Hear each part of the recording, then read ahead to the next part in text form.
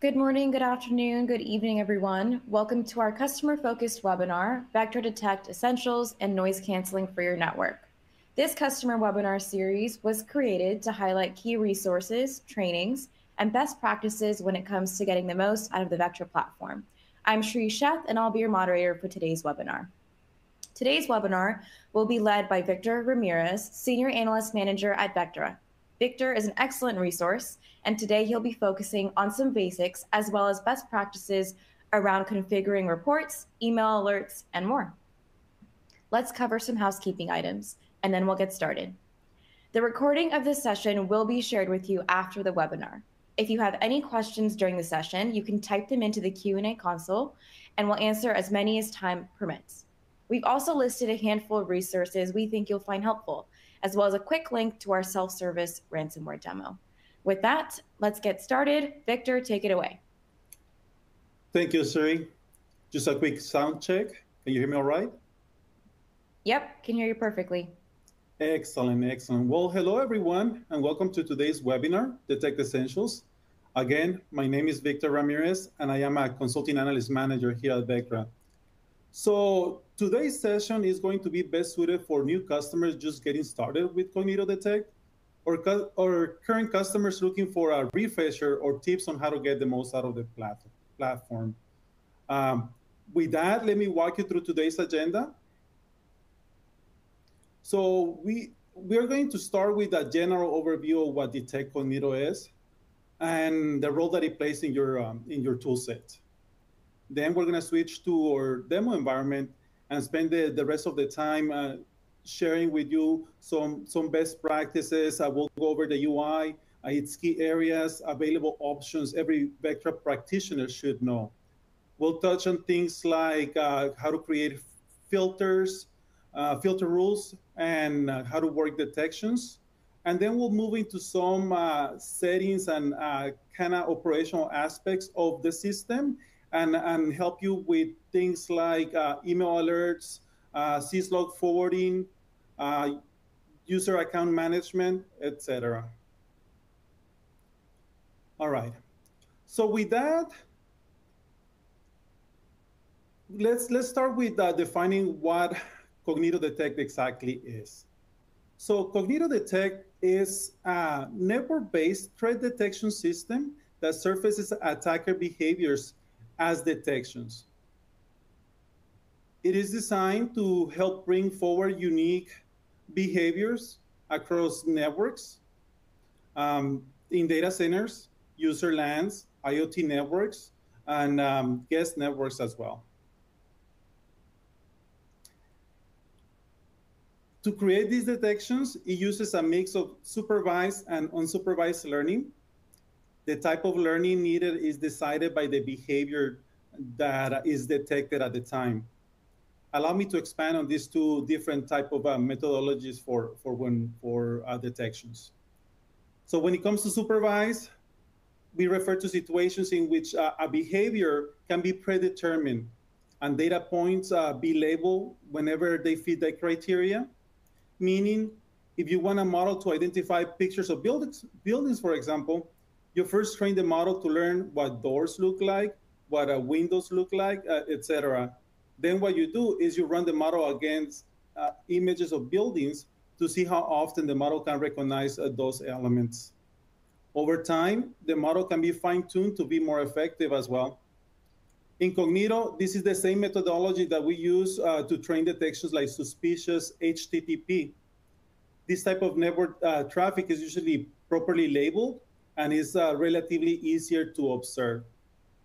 By contrast, unsupervised learning keeps track of behaviors that repeat over and over and highlights the outliers.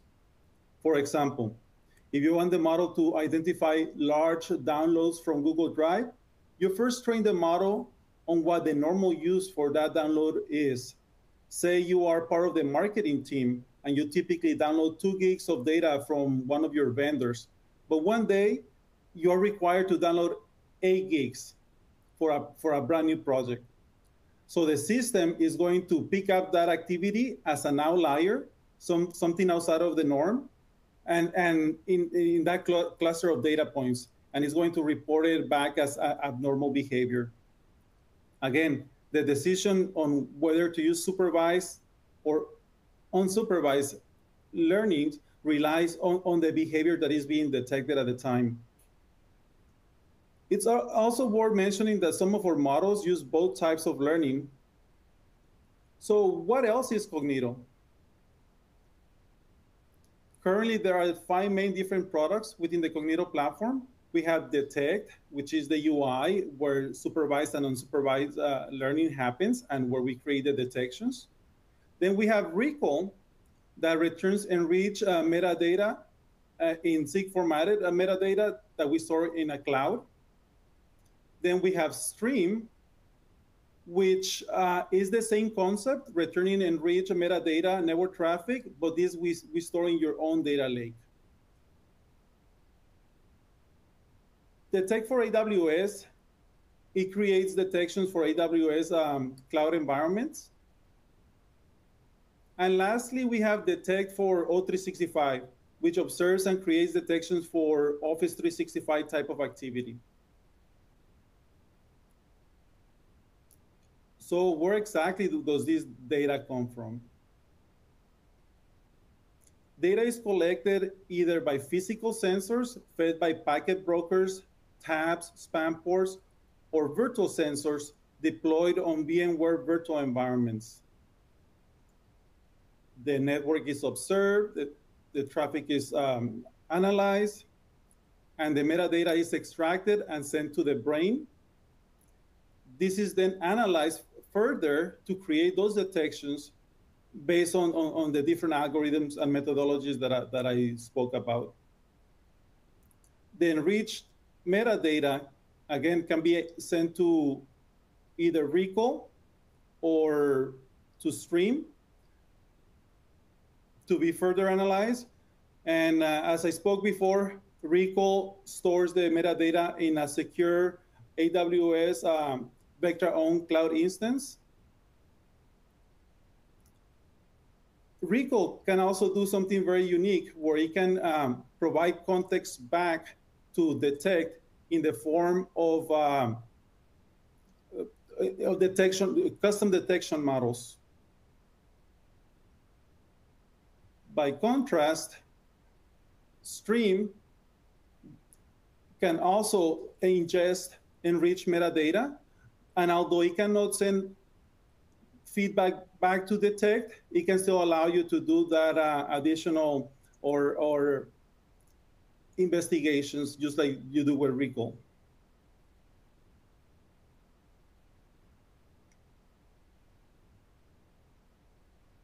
So Detect can highlight live attacks as they're happening, meaning you'll be able to track the recon attempts, lateral movement, privilege escalation attempts, command and control traffic, etc.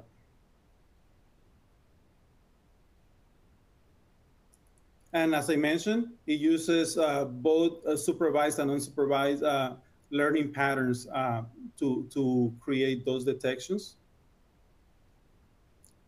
We also have a concept of an automated prioritization, which is meant to lead the analyst to focus on or to focus the efforts on the hosts that require the most attention.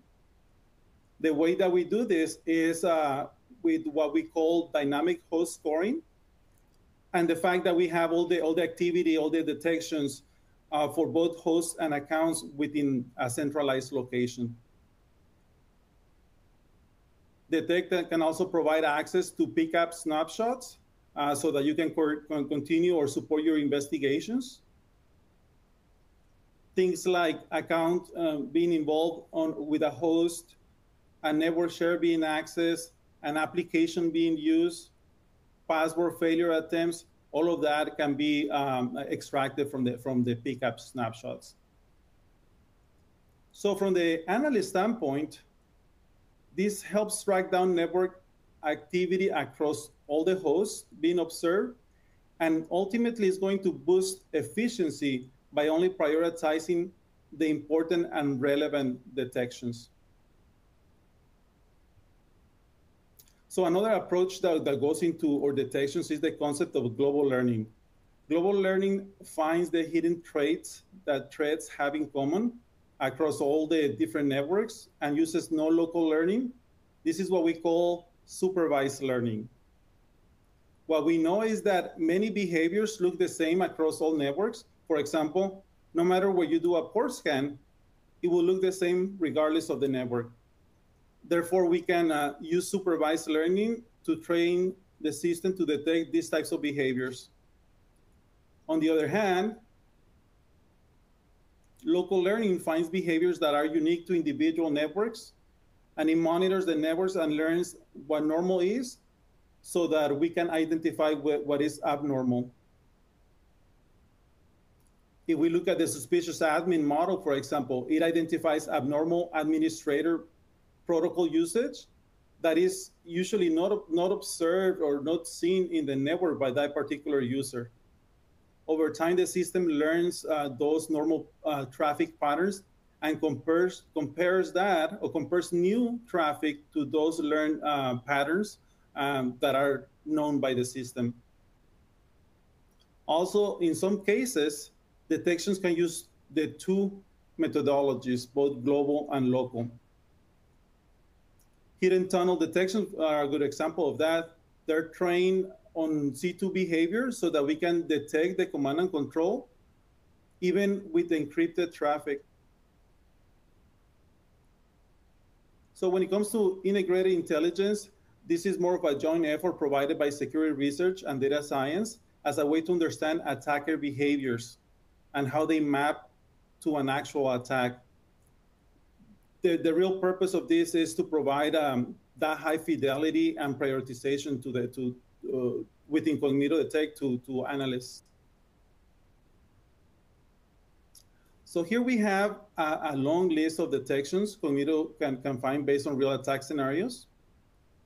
This boils down to 5 main types: command and control, recon, lateral movement, exfiltration, and botnet activity. The sixth category on this list is an unscored category. This is security insights. This is meant to provide additional context to analysts and help them with investigations. Again, another unique feature that is just supportive and should guide analysts on what needs to be actioned. So having a breakdown of all of each of these categories can give us multiple opportunities to see the attacks as they're happening. It helps us identify as many pieces of the puzzle during the investigation, during that analysis. All right.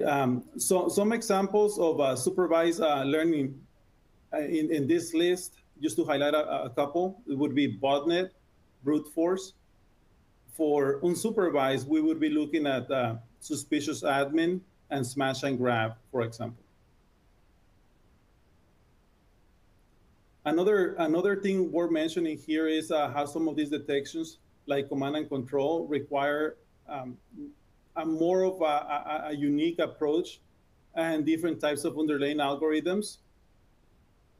Things like recognizing HTTP beacons over long periods, session stitching, recognizing tunnel activity on top. All of those are required for the HTTP tunneling detections to be effective. And then there is also different types of tunnelings, right? We have DNS, HTTP, HTTPS. Those also have to be tested individually for again, proper recognitions of threats. The last point that I'll make on this slide is how these detections are based on real attacker behavior. We've researched them, dissected them. They've been modeled, they've been tested. All this by our security researchers and data scientists. So in case you're asking why do it this way, what do we gain from understanding each detection type or each category? So what we know is that no matter what or who the attacker is, the goal is the same. It's going to be disruption, it's going to be monetization, it's going to be espionage.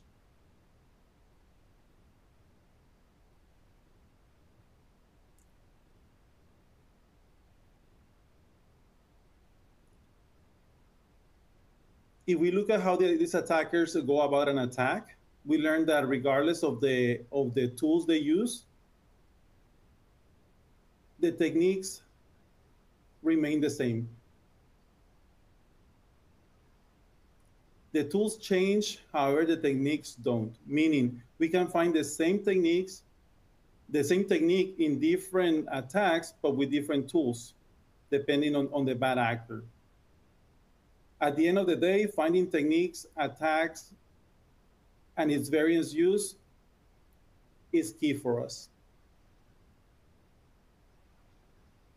Let's use the more eggs as an example. This exploit we've learned about, it was used by the Cobalt group, and it was specifically designed to target e-commerce networks. It was sold as malware as a service, and what it does, it attempts to connect to a command and control server and retrieve tasks to carry out things like download and execute malicious files, run shell commands, etc. So let me walk you through a storyboard of what that would look like if detected by Cognito Detect. So first, the attacker will establish a foothold, typically via some type of spear phishing. Then the attacker will start using that backdoor. At some point, it will attempt to do a remote install of Mimikatz to extract credentials. This with the idea of being able to conduct recon and attempt to move laterally through the network. So here, the attacker will gain further access and privilege escalation, right? Allowing for further lateral movement and use of those stolen credentials.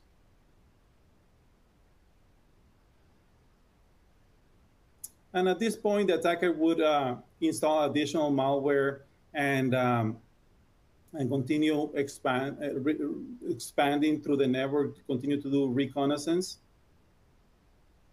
From there, the attacker will just spread to more and more hosts for further exploitation and exfiltration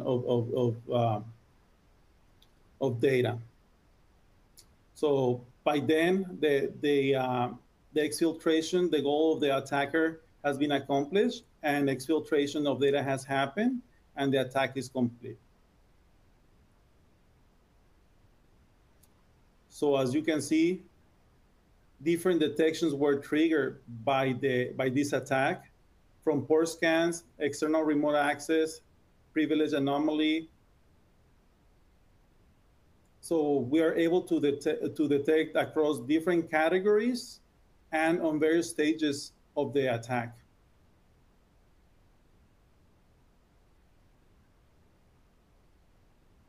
All right.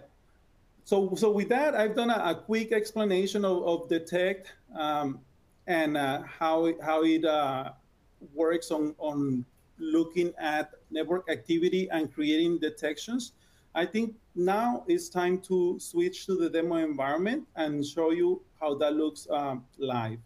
So if you allow me, I'm going to share my screen and give you a rundown of the UI, some of the key areas, and we'll look at some detections and some activity and how to action that activity.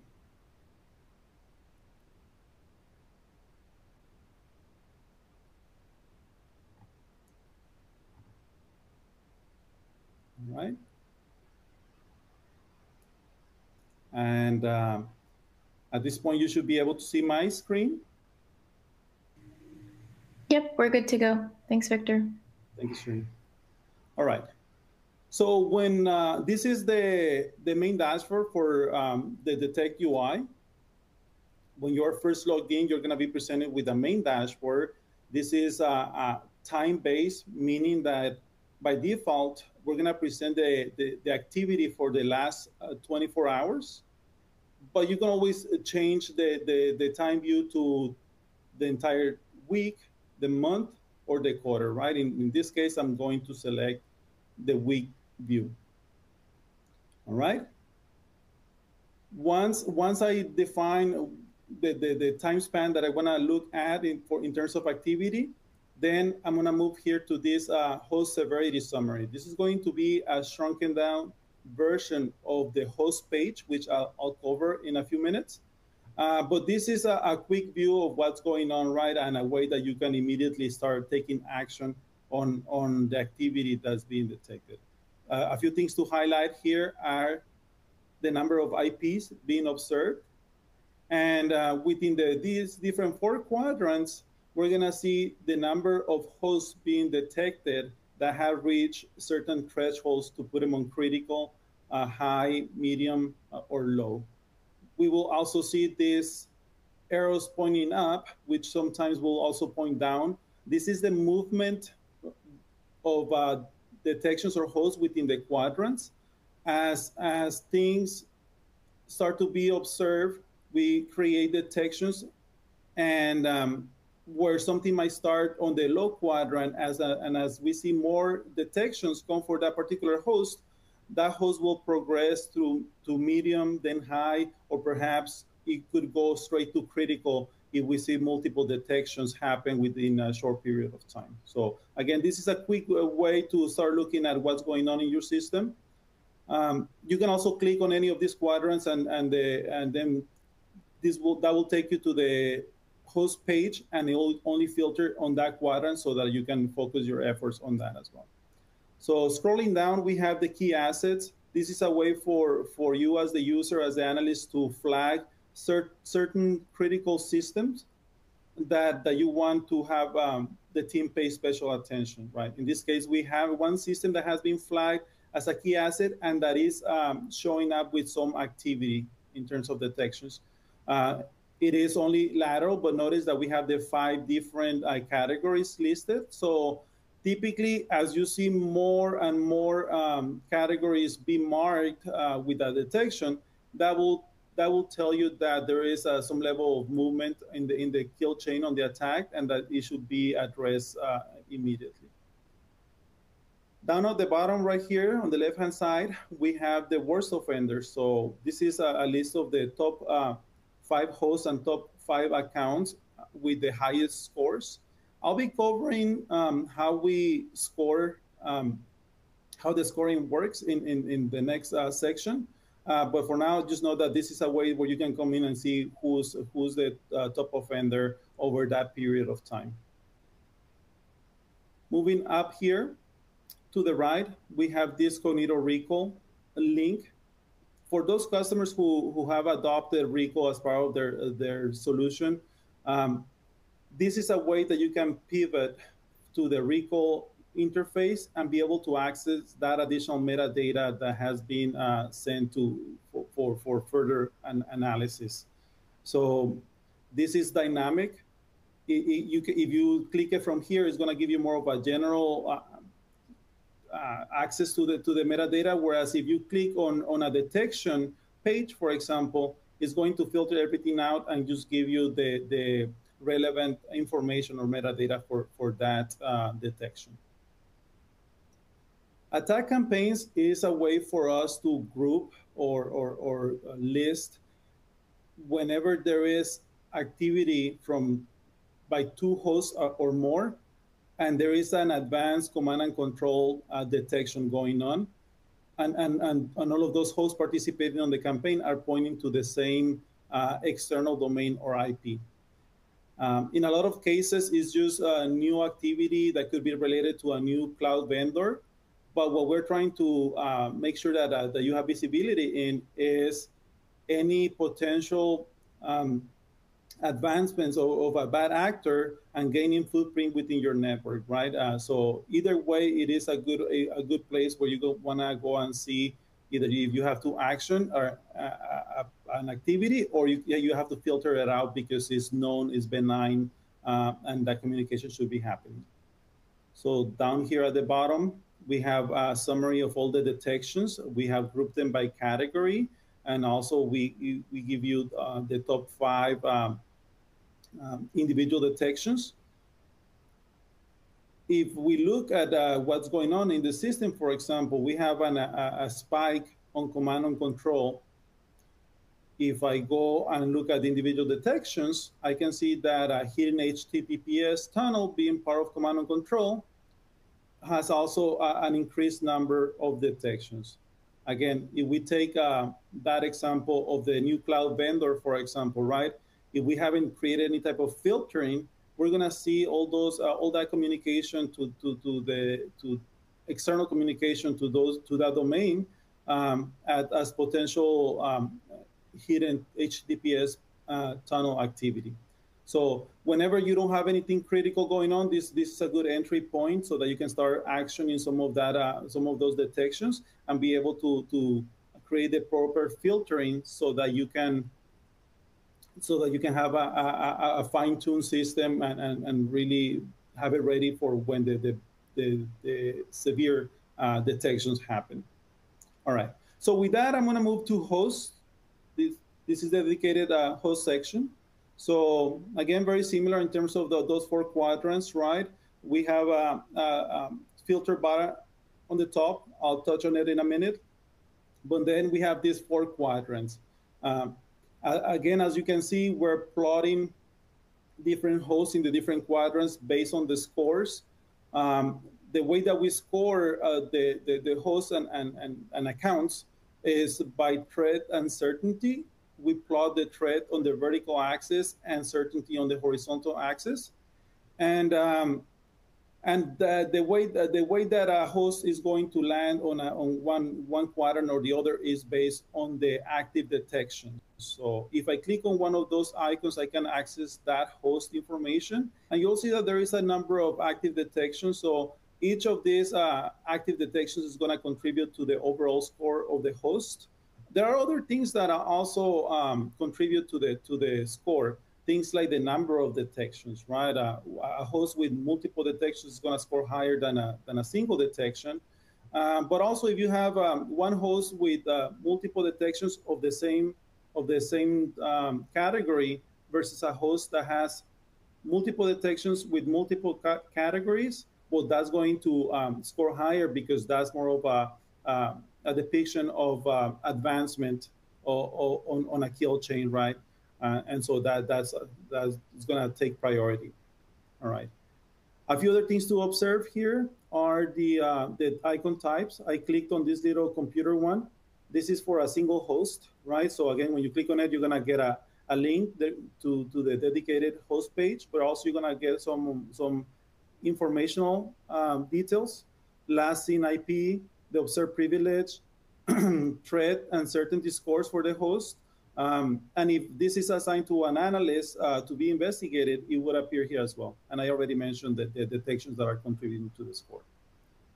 This little plus sign here is just a way for us to group and keep the UI clean. So if I click on it, then you're going to access multiple hosts that are sharing or that are in close proximity to that scoring. The host may or may not be part of the same detection or attack, right? So this is just for purely for visualization purposes, so that you can have a clean way to action the detections based on the severity, threat and uncertainty. So, but then I can click on any of those hosts and access the same details. Right? The other section that I like highlighting here is the tabular view. By default, we sort everything by last detected. But if you have a good naming scheme within your organization and you prefer to sort things by name and figure out who you need to go and talk to, this is a good way to sort it out. Or if you have your network segmented in a way that it's easy for you to recognize IP patterns. Maybe you have dedicated a subnet to engineering, for example, right? So you might want to arrange it that way. So whichever the case, and this is a good way to start looking at the detections.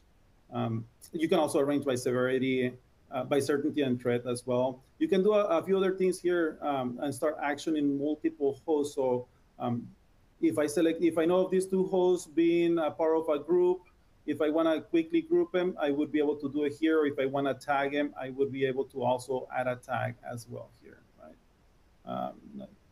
If you want to expand them all, then you can click on that, and it's going to start showing you the details on the detections that are currently affecting that host. Right? Collapsing back up.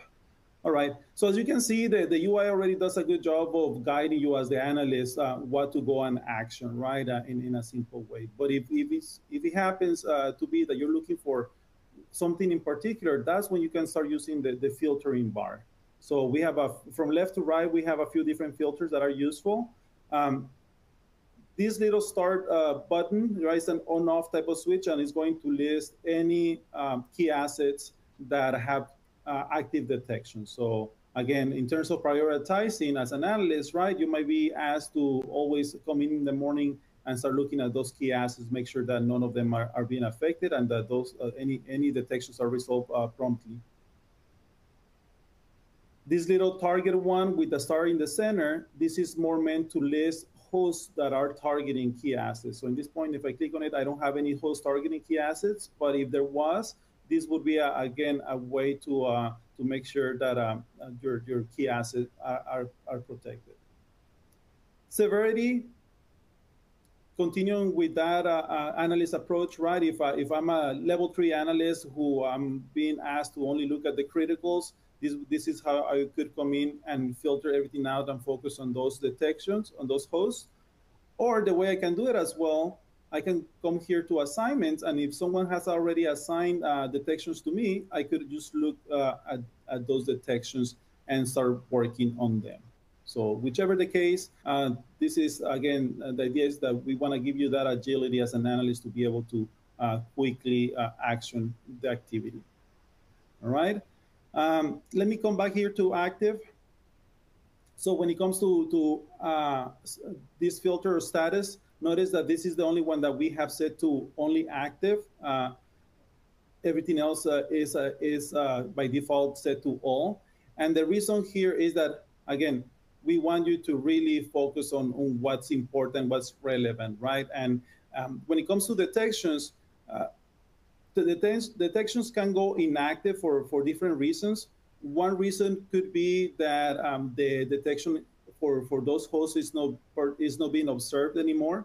A map network drive is the perfect example, right? Let's say that there's a password that has expired, and so we started seeing some brute force attempts from different hosts because again the map drive was trying to authenticate and was failing. IT comes in, fixes updates the password. Now everything is authenticating. So over a period of time, we're gonna realize that there is no more detections. So that period of time depends on the type of detection and the severity. So, but eventually those detections are going to become inactive. We're going to remove the scoring so that it doesn't contribute to the overall host score anymore. So a host that might have been on high because of that recent activity, even if you weren't to touch it, eventually it would move out of there and into a lower quadrant or out of the quadrants altogether. I mentioned this because oftentimes customers ask me, I'm looking for this particular host and I don't see it anymore, and that could be because it's gone inactive. So if you wanted to see everything, you would go to all, and this will list all the hosts with scored and unscored detections. All right, so I'm going to keep it as active for now. Sensors. Let's say that you have your graphical implementation. You might have sensors in your data center, sensors in your offices. You could have virtual sensors versus physical sensors, right? So this is where you would come in and filter only by the appropriate sensor if you wanted to dedicate your efforts to a particular location, right? And lastly, we have groups. Actually, before we have a couple more things, but groups would be next. This is another built-in feature, just like assigning to users. Here you can start organizing your different hosts into groups based on the function and or ownership. And this will give you that additional context, that additional organizational ability to select what's important, what's relevant during your investigation. So if you know that all of these domain controllers you want to leave out, you wouldn't check it. Or if you can, we have some pre-built Vectra groups defined here, but if you wanted to create your own, you can create your own as well, and that would allow you to, again, be able to filter by those groups or leave everything selected, right? So in this case, I'm going to select all. The last one I wanted to touch is on search. So when it comes to search, we have two different ways that we do this. We have a basic one, which is more of a wild card. I can just type something. And as I'm typing, the system is going to start looking for that string on everything, right? Notice that it starts listing all the different hosts with desktop on the name. But also notice that there's a couple here that don't have desktop on the name. And that's because, again, being a wildcard approach, it will look on everything, including details on the detections. And that's the reason why these two are being listed. Somewhere in that detection, there is the desktop word, and that's what's triggering it. If I want to go to advanced, here is where we can start using some value key pairs and start typing things. We use, by the way, the Lucene query language, so we can do things like host state to active, and I'm gonna just select a couple of searches that I've done in the past. Notice that we can also use operators like and or, and so when I do that, I can narrow my search to the systems I was looking for. So whichever the case is a quick way to get to a particular host and be able to take action on that. All right, so once you have figured out where you want to start the system that needs to be looked at, then you just, the next step is to access the host page, the individual host page. So I'm gonna click on it. And when I click on that hyperlink, I'm taken to the individual host page. In terms of a layout, we provide the scripted information on the top, right? Name, the scoring, it's all here on the top. There's an action bar, which I'm gonna skip for a moment. And then there is the host information section right here that'll tell you things like the last seen IP, the sensor that picked it up. We have a concept of an observed privilege, which is different than the privilege assigned to the host. Again, when it was last seen, any type of integration or agents that might be running, like EDR, right? In this case, CrowdStrike, Windows Defender. But also, if we have a way to recognize who the potential user or owner might be, that would also be listed here. Again, as activity is monitored and learned, and that's the additional data and context that we can provide on the platform. Detection profiles here. This is a way for us to determine what's possibly going on. This would be driven by the active detections, right? Which in this case, it seems to be ransomware, what the system is describing as the overall activity. You can always click on these little question marks for additional help. It will just give you the descriptions of ransomware, how it was calculated, how it was determined, and possible root causes that you can go and look at. And also notice that we have that little question mark all over the place, right? And in several places within the UI. In case of scoring, for example, you can click on it and you'll be able to learn more about how we go about scoring hosts and detections. So we also have a way to download our official reference guide. So if you wanted to know everything about how we all the methodologies that we use, all the details on scoring, on detections, you could download that, and it should be an easy read. I think it's somewhere between 70 and 80 pages nowadays. All right. The last thing that I want to highlight here on the left is at the bottom, we have this little infographic. It's quite important because it really shows you right through an interview, through a graphical view, um, the advancement of this host, right, based on the different detections. So the advancement of the attack on this host based on the different detections. So we can see that if it's crossed the command and control, move to recon, lateral, exfil. So definitely a real depiction of a real attack happening here, right? Scrolling back up here, we have additional details. I can click on this details tab and be able to access additional information. Again, when I speak about integrations, Active Directory will provide additional context back to the analyst. The integrations that we have with VMware, CrowdStrike, things like an UUID, the vCenter that is running it, even the power state, right, that we are able to gather for you. And same thing with CrowdStrike. So a lot of useful information as you're starting your analysis. So as an analyst, once I have looked at the system, I'm getting the overall understanding of what this system is supposed to be doing, and then I start looking at the different detections. Well, and now I have to start getting into analyzing what the attack looks like or what this activity looks like, right? So the first thing that I would do is probably assign it to myself so that I can let other analysts know that I'll be working on this system. And then I would continue my investigation. I would pivot to recall to look at that the host metadata.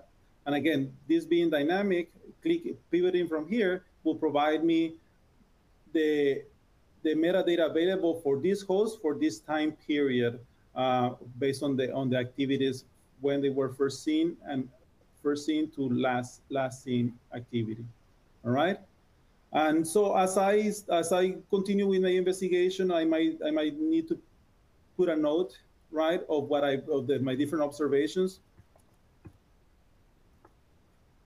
So this is a quick way to add notes, right, and keep track of my investigation. What is nice about this is that as it adds the note, it kind of creates a timeline view so that you can see how your progression on the investigation and what the investigation has yielded. If you are working with other analysts and collaborating, they might come in here and put their own notes, right? You might be talking to the owner of this host, and that person might have provided an email with details, and you might want to summarize it here and include it as part of your investigation. So you can do things like that. Speaking of the possible owner, sometimes you need to share what's going on or what you're seeing here and with other people, like the possible owner, but they might not have access to this UI, right? So what we can do is create a shareable link that has by default an expiration date, which can be changed.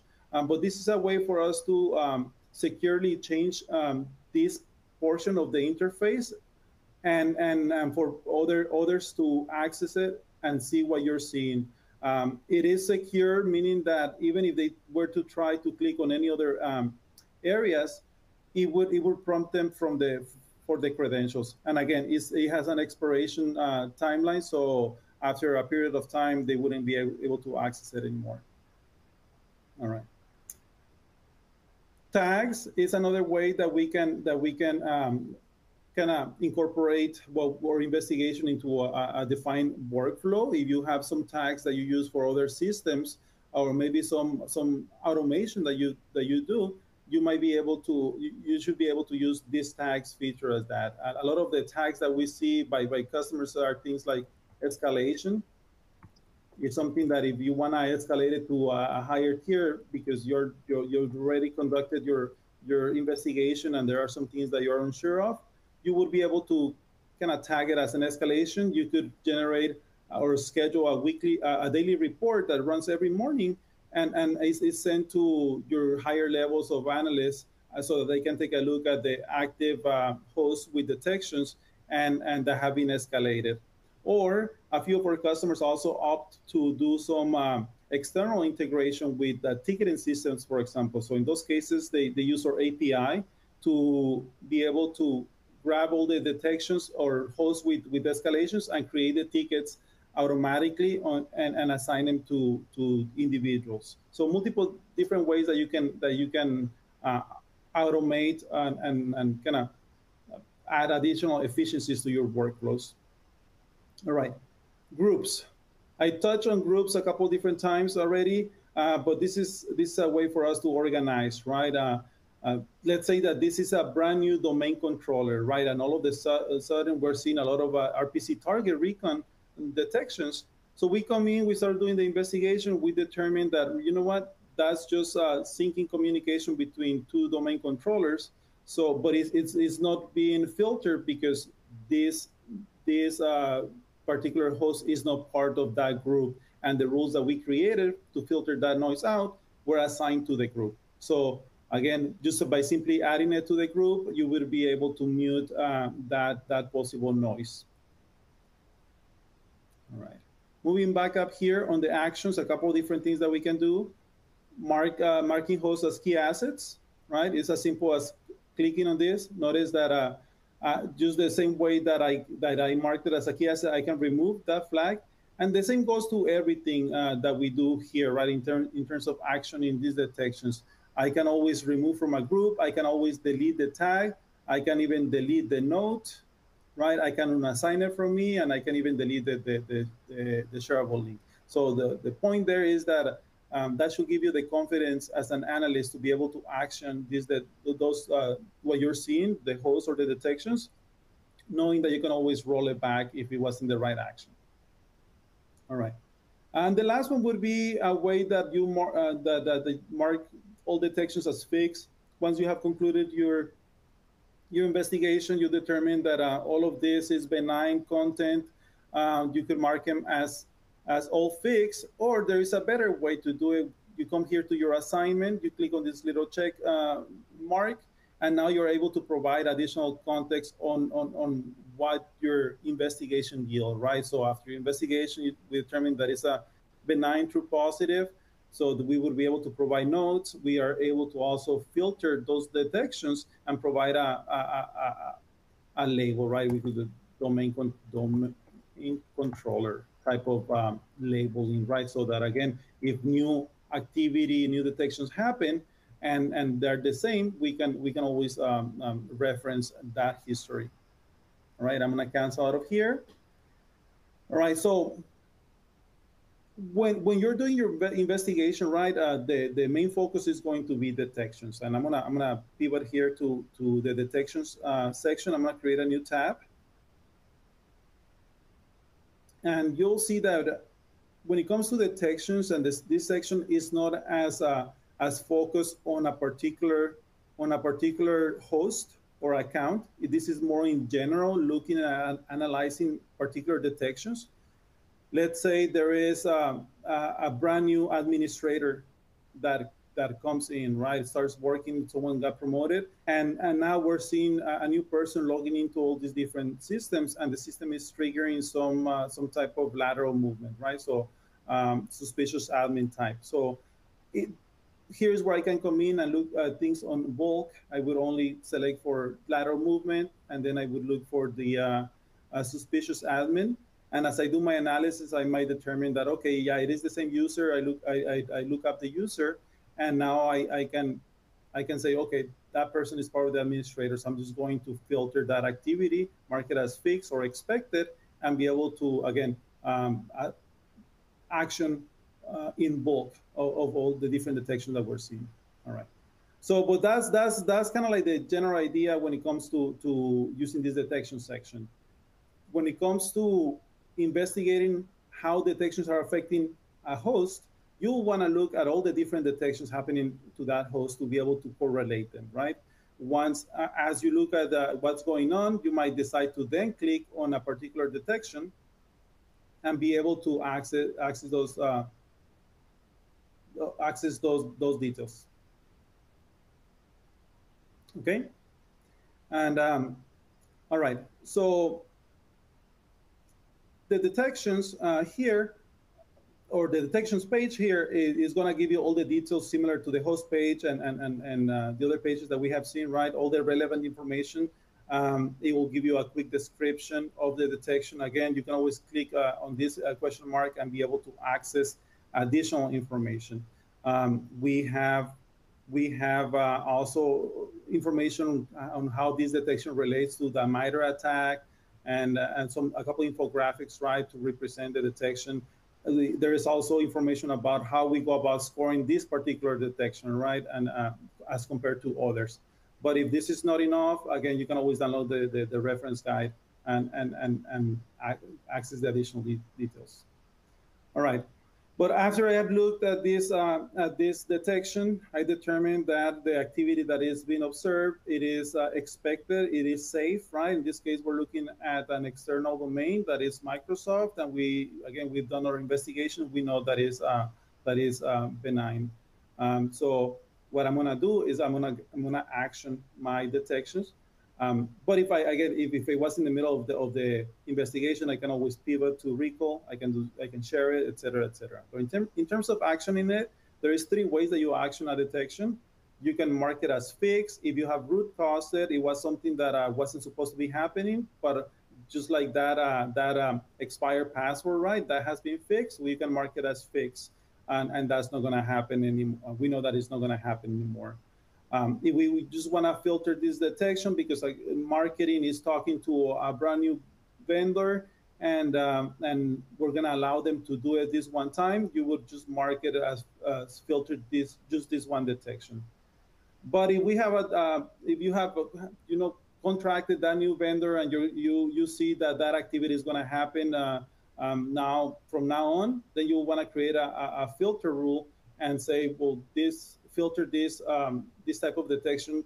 Don't score it. Don't use the scoring for this type of detection as is deemed safe.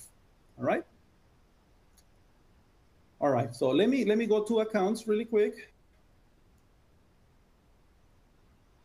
Accounts. It's, as you can see, very similar to what we saw for hosts, right? It's also grouped in quadrants and with the different levels of severity. So in this case, let me just open an account. I want to highlight a couple subtle differences, but that are actually very useful. So as you can see, one thing that we do here is we link what we call local network accounts. We link them with cloud accounts. If we look at the SolarWinds attack, for example, when that happened, the bad actor started with a local account, gained access to a cloud account, and was able to pivot to the cloud and continue the attack that way. So for us, it's important to be able to relate that information being the same user and kind of centralize the detections for that user, whether it is a local account or a cloud account. The other thing that you want to know about is our ability to lock down accounts from the interface. So there's this disable account button. This is when we have that integration with Active Directory. And as we look at the detection or the activity, what's going on, let's say that this was ransomware, right? Which in this case, it seems to be ransomware. We would want to really disable this account immediately until we have resolved or we have further investigated so that that attack doesn't spread. All right. Let me pause here. I'm going to do a quick time check with Siri. Yeah, we have about 5 minutes left, so want to make time for questions, Victor. All right. I believe we have another 30 minutes left, Siri. Oh, I thought we were ending at the top of the hour. Thanks for the correction. All right, we're good on time. All right, excellent. All right. So the last thing that I want to touch in terms of where analysts should focus their efforts is campaigns. So as I mentioned before, campaigns is a way for us to group or give you a visual aid on what's going on when multiple hosts are participating on an advanced command and control detection, and they are all sharing that same external domain or IP address, right? So as you can see, we have multiple campaigns here going on. This one might look that there is more hosts involved, but in reality, this one over here has more detections going on, right? So these are the type of details that you can access, that you can see to be able to action and analyze, and investigate this type of activity. So you can always click on a particular campaign, and it's going to provide you the details in this, which right now is kind of pointing to which external domain, the IP addresses, etc. You can click on detections here, be able to show that as well. All right. All right. So that's campaigns in a nutshell. So just to summarize it, the top five sections of the interface are dedicated to analysts to be able to conduct investigations, right? And you'll see that we have some sections on the lower side. There are a few unique features that are included that also make your day-to-day easier when it comes to analyzing. And so I wanted to touch on a few of the different things here. I'm going to start with reports, just because as I gave that example of being able to use tags to escalate to different teams, this is where you can come in and create a report, schedule it. I'm going to call it escalations.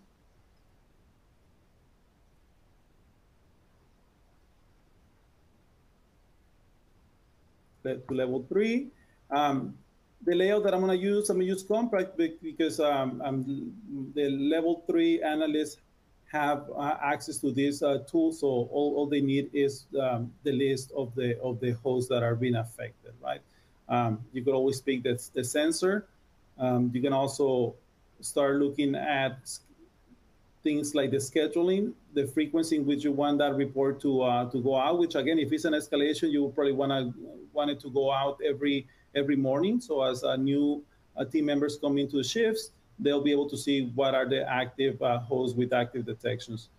Specify the recipients, and then you can get a little granular on what you want to include on the report. So for sure, I know that I want to do escalations as on the tags. So this way, I'm gonna leverage that tagging option and include all the hosts that have that tag. But I could always say only include it if it passes this threshold for the threat and uncertainty. You could also say that I only want it for key assets. But in this case, given that it's an escalation, you probably want to keep those thresholds low and include all hosts, because we want to resolve all escalations immediately. Same thing applies to individual detections.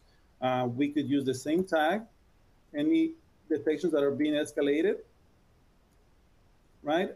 But we can always get granular on specifying, I only want these particular detections to be escalated to this particular team, all right?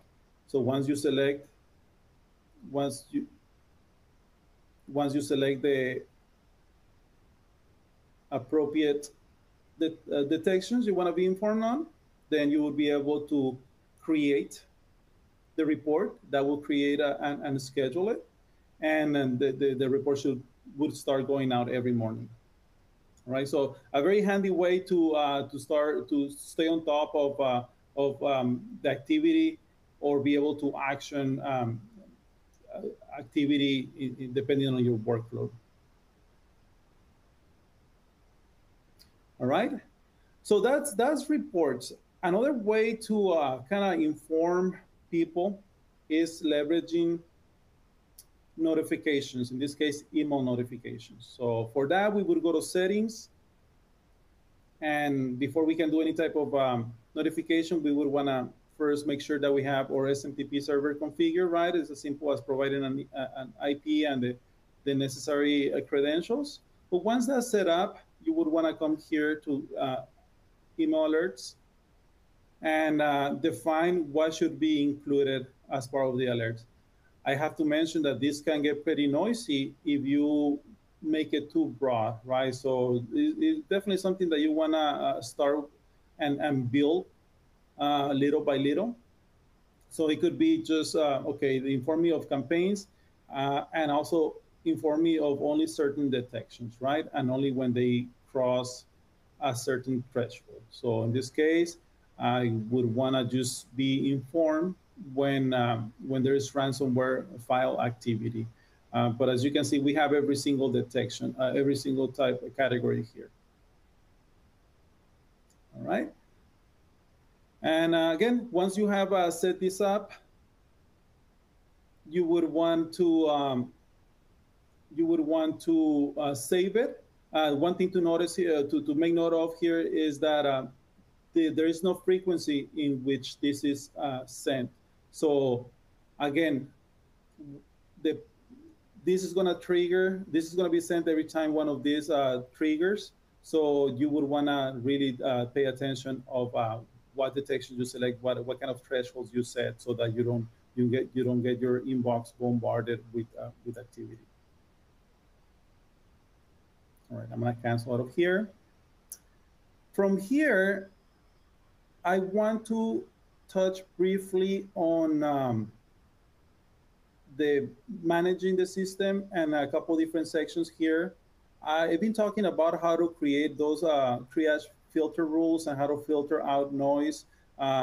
So this is the section where you're gonna find all of those rules that you create, right? So as you create rules, it's going to pull them here. It's going to bucket them here, depending on the category and the detection type. So it's as simple as creating a filter. You can go from a template, or you can create a new one. We can say that this is for command and control, and we're looking at a hidden HTTPS activity for a new cloud vendor, right? And we could start labeling things like expected vendor, and you can add the details, and you can start saying match the condition. If we're only allowing marketing to access this vendor, then we would want to perhaps assign an entire subnet dedicated to marketing, or we can always use groups, which I have mentioned, and I'll talk about more in the next section. But you could also specify a group, right? If you have all your host group for marketing, you will be able to say only allow those individual hosts. And then you would come here and specify the domain, right, that you want to allow for that. And it could be something,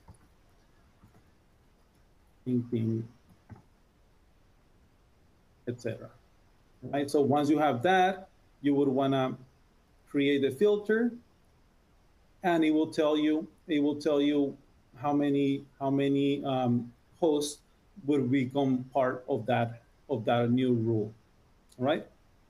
Rules can also grow old and stale, and if no detections are happening, it is advised that you also spend some time periodically cleaning the different rules as vendors change, systems change, and even policies change.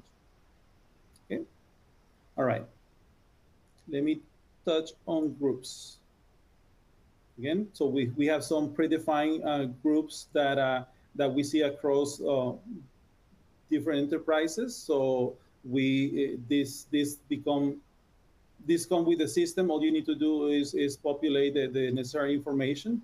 But if you need to create a group, simple as creating a group, you can do it by host, you can do it by domain, or do it by IP, and that way you can again keep your environment organized and be able to apply those triage filters to groups rather than individual systems. All right. From here, let me jump over to users. So as a SOC team, you might have different levels with different privileges, right? So we have some built-in user accounts, but you can always create different new users based on different roles, right? So this is what you would come in and do it. You can set it up as a local user, but you can also use the different type of authentications that external authentication systems that we support. So let me jump over here to roles. Roles, we have some predefined roles here that range from read only all the way to super admin. This is where whenever you're looking at creating some custom privileges or access privileges for some of your users, this is where you would come in and define that. Let's say that you have a group of analysts that you want them to be able to apply filter rules, but you don't want them necessarily creating filter rules. So this is where you would come in and be able to select those parameters and be able to provide that access. Or if you don't want just any group to be able to lock down an account or host based on those integrations with Active Directory, this is where you would set up the appropriate permissions. Right? All right, and as I mentioned before, we have support for external authentication. So the most popular ones being LDAP and SAML, but notice that we also have the ability to integrate with Radius and TACAX and be able to provide be able to log in that way.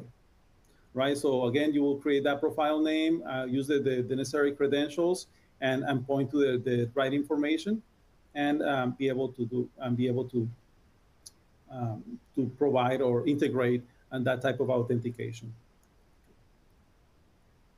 And I am just remembering that there is one more piece that I wanted to highlight, and for that I'm gonna come back here to settings and talk about syslog forwarding.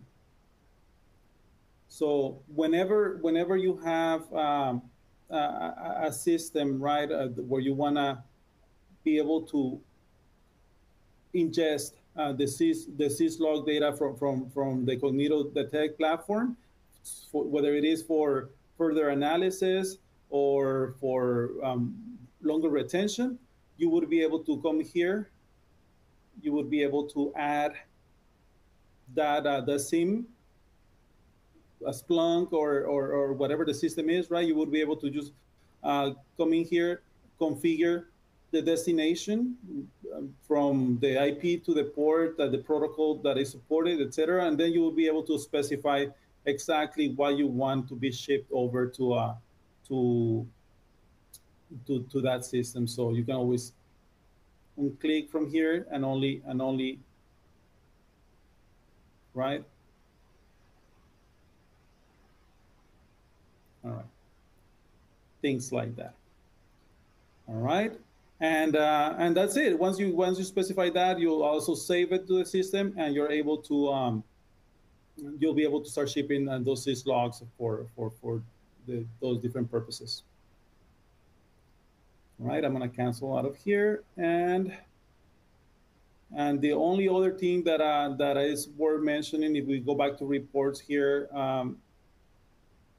We can look at operational metrics as a couple other reports that are also available at your disposal. This is if you want to start looking at the different analysts, the different activity handled by different people. This is where you would be able to create that report and access those details, right? You can create it and download it and create it, and that will give you those additional those details as well. All right. And with that, I think I am going to conclude my demonstrations. I would like to take some time or dedicate some time to Q&A. So, Sherry, if you have any questions. We do. Are you ready? I am. Okay, so the first couple that have come through, some are easy, yes or no questions, and some will be a little bit more in depth. So the first question is, does Vectra have SSH tunneling detections? Yes, we do. Okay, great. Thank you, Victor. Yeah. The next question is there suspicious sign-on activity detection for on-prem AD logons, or is this feature only for Office 365 accounts? Can you repeat the question? I was having trouble hearing you. Yeah. Is there suspicious sign-on activity detection for on-prem AD logins, or is this feature only for Office 365 accounts? That would be related only to Office 365. Okay, thank you. Mhm. And this was back when you were looking at the key assets, but this customer is asking, what is mark as key asset feature? And I believe this was during your UI demo. Yeah, no, that is just a way for us to mark whatever you deem as a critical system.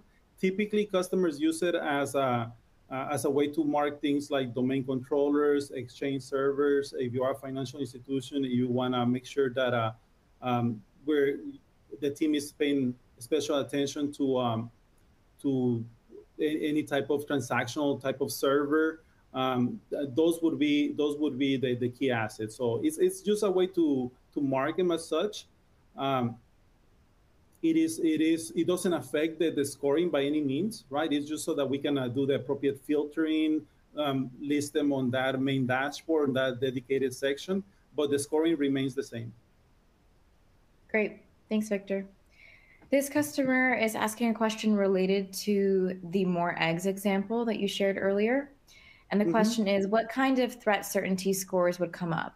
This specific customer has thresholds set to send notifications for high level and immediate attention types of activities.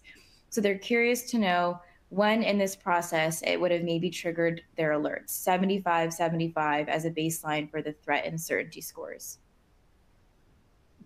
Yeah, that is an excellent question, right? I do not have from the top of my head the exact scores, right?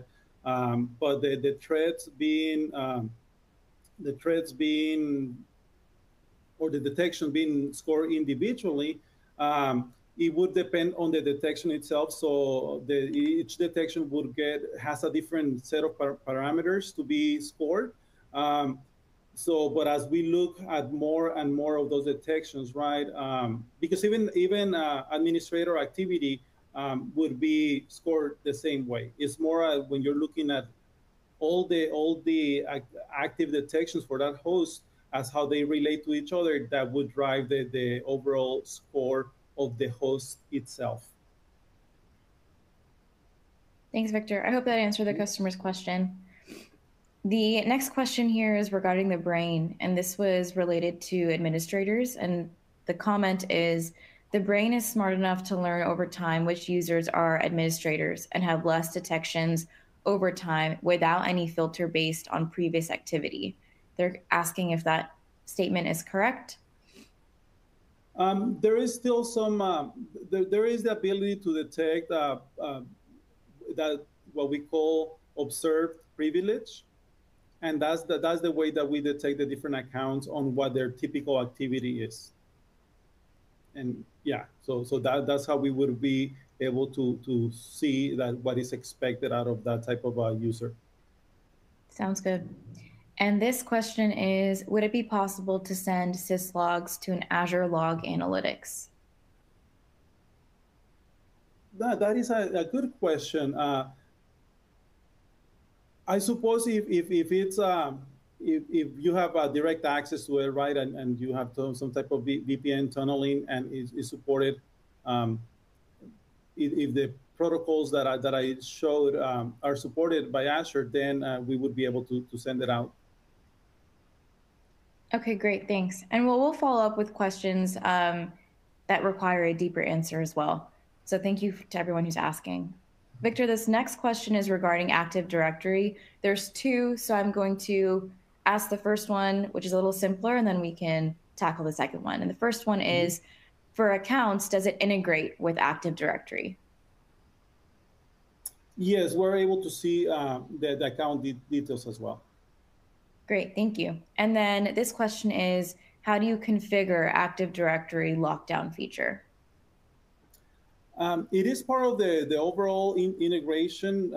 It would be something that you go into settings, right, and configure all the Active Directory integration.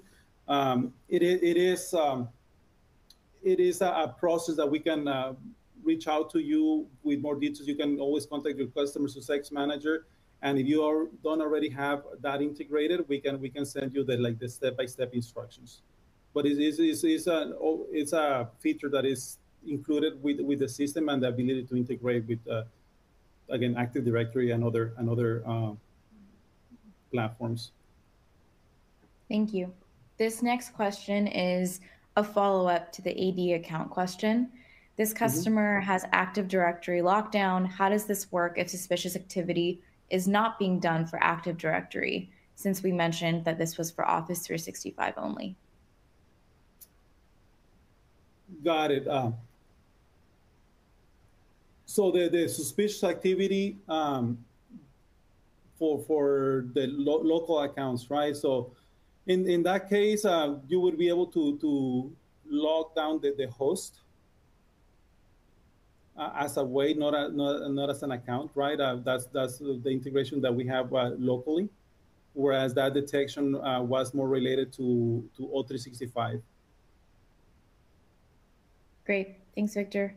This next question, this customer is asking, is it possible to clear the counter on the sensor interface? And if yes, with which command? That is a good question. I don't know that we can clear it. We would need to follow up with that question to see if there is a way that engineering can help us with resetting that. I would definitely want to learn more about the reason behind wanting to clear it. Sounds good. We will flag that, and dear customer, we will follow up with you. So this next question is regarding the SSH tunneling. This customer asked if we had the integration. We said yes, and their follow-up question is, could we know in what detection type it is included? This customer has DNS, HTTP, and HTTPS tunneling detections. Sorry, to clarify, you're gonna have to repeat the question. Yeah, they'd like to know where the SSH detection is. As part of the category? Correct, yeah. Yeah. I'm gonna have to follow up on that one as well. Sounds good. No problem. So I can actually answer that one. The SSH tunneling would fall under most likely external remote access, which is sort of our catch-all command and control outside of HTTP, HTTPS, and DNS. You may also see it under suspicious relay if there's a sort of second leg to the traffic that we're detecting. Sounds good. Thanks, JB. Thank you, Jonathan. This next question is asking specifically regarding dashboards. Why doesn't accounts have a quadrant on the dashboard? Is that something that somebody can add? Accounts do have on the main dashboard. Yeah, there is no section dedicated to accounts, right? Other than the worst offenders where we list them there. Yeah, we selected to focus the attention to the host, right? As typically accounts will interact on those hosts, and we can correlate them that way. So in terms of severity, the hosts take priority. But we can always come over here to accounts and look at those 4 quadrants as well. Great, thanks, Victor. And this next question is, in my manage section, the option for users and roles and external authentication are grayed out. Is this a permissions issue? It is. Yeah, you would want to ask for your permissions to be elevated to be able to see that. Great, thank you for answering. And we got through most of them. I'm just double checking. There are 1 or 2 where we'll follow up with you directly. So thank you for your question, and we'll either have your customer success manager reach out, or Victor or JB will reach out to you directly as well. And if there are no more questions, I'm just doing one last final call. Sounds good. All right. With that, we'll close out the customer webinar for today. Thank you, Victor, for an excellent demo, and thank you to all the customers who joined and posed your questions for us at the end. We're looking forward to our next one. So stay tuned for the next customer webinar next month. And with that, we'll close out the webinar. Have a great day, everyone. Thank you, everyone. Thank you for attending.